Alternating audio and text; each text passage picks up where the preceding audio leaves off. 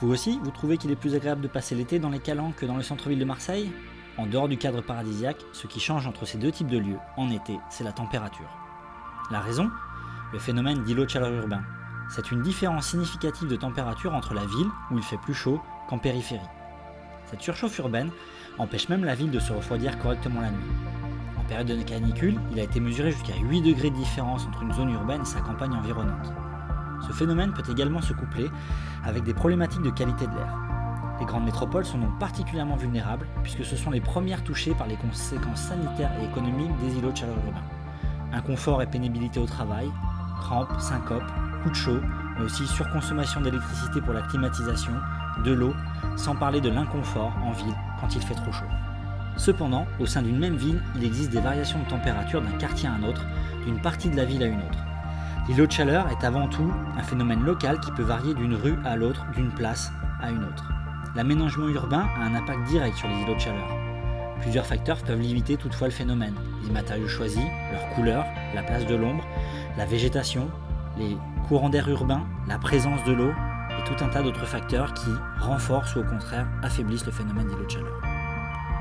La métropole d'Aix-Marseille-Provence, plus grande métropole de France avec ses 1,8 million d'habitants et son climat méditerranéen, doit s'adapter pour réduire les risques causés par les îlots de chaleur urbains, notamment dans un contexte de changement climatique.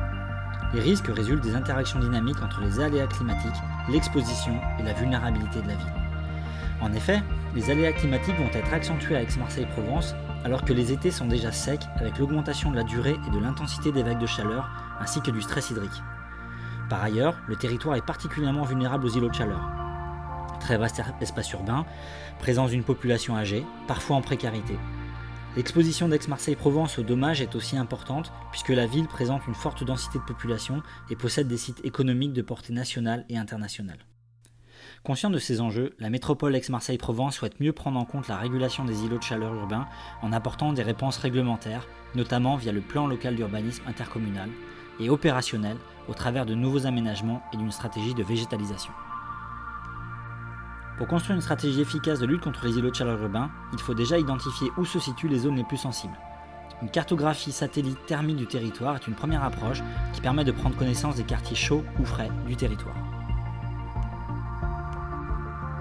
Des campagnes de mesure sont ensuite menées sur le terrain. Mesures mobiles à vélo, mesure des températures de surface par drone, mesure de la température ressentie grâce au thermomètre à boule noire.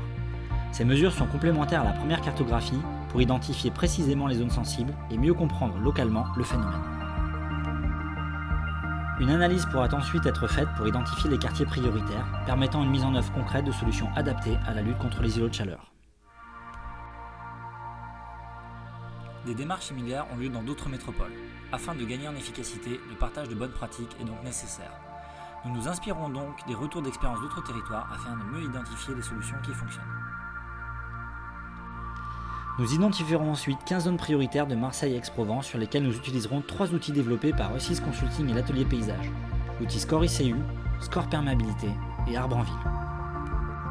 Score ICU permet d'analyser et de définir quelles seront les zones les plus chaudes et les plus fraîches dans le cadre d'un projet d'aménagement à travers 9 tranches de chaleur. C'est un outil d'aide à la décision qui permet d'évaluer rapidement la meilleure alternative concernant l'intégration de la problématique îlot de chaleur urbain dans le projet. Sur le même principe, Score Perméabilité permettra d'évaluer la meilleure perméabilité entre 2 projets et aider à rendre les parcelles plus perméables. Arbre en ville, quant à lui, est un outil qui valorise les services écosystémiques des arbres urbains en évaluant les bénéfices apportés par les arbres sur différents enjeux. Îlot de chaleur urbain, stockage carbone, protection de la biodiversité, qualité de l'air, allergie et tout un tas d'autres indicateurs. Cette étude permettra à Marseille-Aix-Provence de mieux intégrer la dimension îlot de chaleur urbain dans ses nouveaux projets d'aménagement et d'améliorer le territoire existant afin d'en améliorer la qualité de vie actuelle et à venir de ses habitants.